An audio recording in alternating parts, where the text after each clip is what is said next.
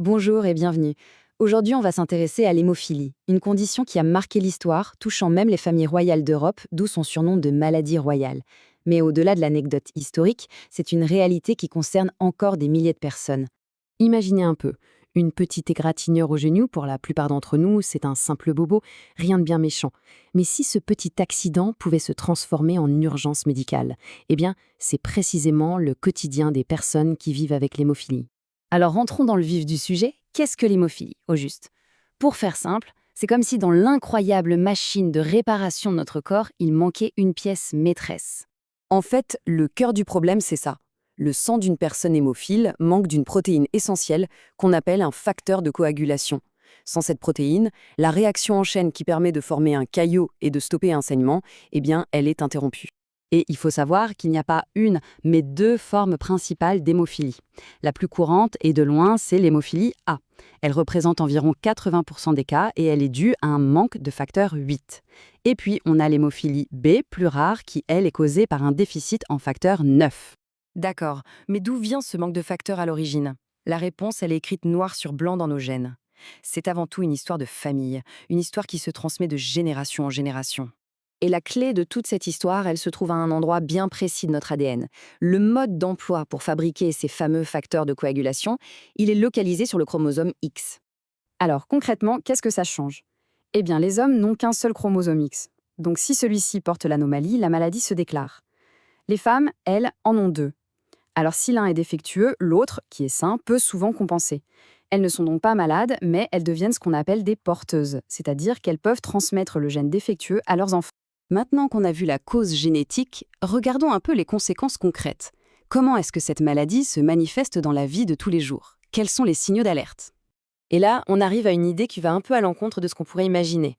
On pense souvent à des saignements externes, très spectaculaires. Mais en réalité, le danger le plus fréquent, il est invisible. Il se passe à l'intérieur du corps. Ça se manifeste principalement de deux façons. D'abord, par ce qu'on appelle des hémarthroses.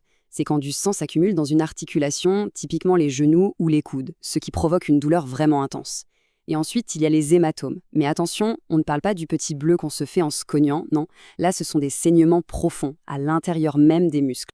Et c'est là que ça devient vraiment dangereux, parce que ces hématomes profonds sont une menace bien réelle. En fait, le sang qui s'accumule peut finir par comprimer les nerfs qui sont autour, ce qui peut causer des douleurs terribles, voire une paralysie. Pire encore, si l'hématome se forme dans le cou, la pression peut bloquer les voies respiratoires. C'est un risque mortel d'asphyxie. Et de la même manière, un saignement derrière l'œil peut comprimer le nerf optique et menacer la vue. On le voit bien, on est loin du simple bleu. Ce sont de véritables urgences médicales qui ne doivent surtout pas être prises à la légère. Face à de tels symptômes, comment les médecins font-ils pour être sûrs qu'il s'agit bien d'hémophilie? Eh bien, le processus de diagnostic, c'est un peu un travail de détective. Tout commence avec un premier indice, une prise de sang qui montre que le sang met un temps anormalement long à coaguler. Ensuite, pour confirmer le soupçon, on fait des analyses beaucoup plus poussées pour mesurer précisément la quantité de facteur 8 et de facteur 9. Et enfin, on complète le puzzle avec une enquête familiale pour retracer l'histoire génétique. Une fois le diagnostic posé, il faut évaluer la sévérité de la maladie. Et tout dépend de la quantité de facteurs de coagulation qui restent. S'il y en a moins d'1% par rapport à la normale, on parle d'hémophilie majeure, avec des risques de saignement spontané. Entre 1 et 5%, c'est une forme modérée. Et au-delà, c'est une forme mineure, où les saignements surviennent surtout après un traumatisme. Mais heureusement, l'histoire ne s'arrête pas là. Et c'est ici qu'elle devient bien plus optimiste. Car en comprenant la maladie, la médecine a pu développer des traitements qui ont, littéralement, changé la vie des patients. Le principe du traitement est d'une logique implacable. On remplace ce qui manque.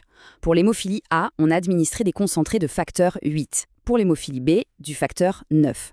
La principale différence, c'est que le facteur 8 a une durée de vie plus courte dans le corps, ce qui demande des injections un peu plus fréquentes. Bien sûr, le traitement ne se limite pas aux injections. La prévention est tout aussi essentielle. Ça passe par des gestes simples mais cruciaux. Toujours avoir une carte d'hémophile sur soi, éviter les injections dans les muscles et surtout, ne jamais prendre certains médicaments comme l'aspirine qui fluidifie le sang. Finalement, la vraie clé, c'est l'éducation. Que le patient et sa famille apprennent à gérer la maladie au quotidien. Et dans cette histoire, il y a vraiment un avant et un après. Le grand tournant, le moment où tout a basculé, ce sont les années 1960.